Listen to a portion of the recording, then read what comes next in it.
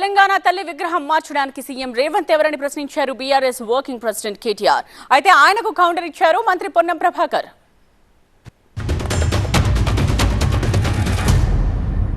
ఆయన నాకు తెలియకడుగుతా రజనీ గారు, ఆలిని మార్చిన వాళ్ళని చూశాను, తల్లిని మార్చిన వాళ్ళని మాత్రం ఎవరిని చూడలేదు. ఈయన తప్ప తల్లిని మారుస్తారండి?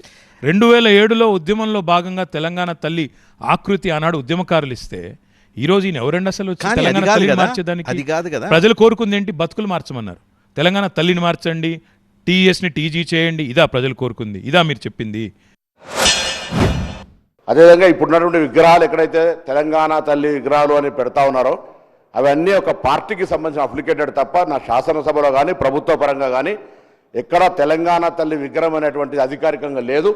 ఈరోజు తెలంగాణ ప్రభుత్వం అధికారికంగా తెలంగాణ తల్లి విగ్రహాన్ని అధికారికంగా మన సచివాలయమైనటువంటి డాక్టర్ బాబాసాహెబ్ అంబేద్కర్ సచివాలయంలో అందరికీ కనబడే విధంగా పరిపాలన బాగుండాలి, తెలంగాణ స్ఫూర్తిదాయకంగా ఉండాలని ఈరోజు తెలంగాణ తల్లి విగ్రహాన్ని పెట్టుకుంటా ఉన్నాం. 10 సంవత్సరాల నుంచి వాళ్ళు అధికారికంగా తెలంగాణ తల్లిని ఎందుకు తీసుకురాలేదని అడుగుతా ఉన్నాం.